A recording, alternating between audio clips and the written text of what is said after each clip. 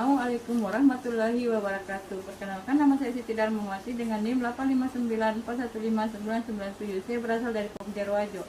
Baiklah, sekarang saya akan melakukan kegiatan praktikum tentang lensa cembung dan cermin cekung. Adapun alat dan bahan yang saya akan gunakan, yang pertama adalah ada kertas sebagai layar, ada lilin, ada korek api, dan ada sendok sayur sebagai lensa cembung dan cermin cekung. Baiklah, sekarang kita akan melakukan percobaan pengamatan lensa cembung menggunakan sendok sayur dan lilin. Fokus pada bagaimana lensa cembung membiaskan cahaya untuk membentuk bayangan nyata dengan titik fokus tertentu. Lilin sebagai sumber cahaya diletakkan di depan sendok sayur yang digunakan sebagai lensa cembung sederhana, dan layar diletakkan di belakang sendok untuk menangkap bayangan. Dengan menggeser posisi lilin dan layar, diperoleh bayangan lilin yang paling tajam pada layar saat jarak lilin ke sendok dan sendok ke layar tepat menandakan posisi titik fokus lensa cembung. Bayangan yang terbentuk bersifat nyata, terbalik, dan dapat diperbesar atau diperkecil tergantung jarak benda ke lensa. Titik fokus ini menunjukkan tempat sinar-sinar cahaya yang dibiaskan oleh lensa bertemu dan membentuk bayangan yang jelas. Kita akan melakukan percobaan ini sebanyak 5 kali dengan jarak yang berbeda-beda.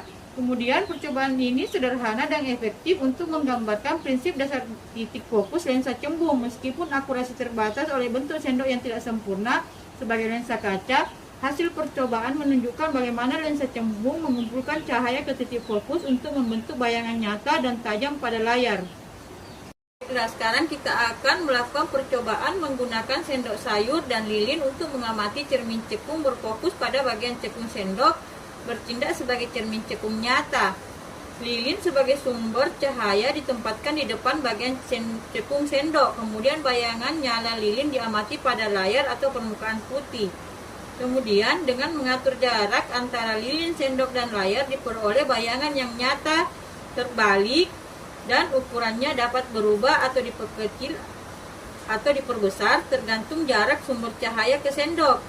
Titik fokus cermin cekung adalah posisi di mana bayangan lilin tampak lebih jelas dan tajam pada layar, menunjukkan sinar cahaya yang dipantulkan bertemu di titik tersebut. Percobaan ini dapat kita lakukan sebanyak 5 kali untuk menentukan jaraknya, agar kita bisa melihat hasil pantulan cahayanya. Sekarang percobaan ini sederhana tapi menggambarkan sifat dasar cermin cekung, yaitu memantulkan cahaya sehingga berfokus di satu titik. Dan bayangan dapat nyata jika lilin berada di luar titik fokus atau maya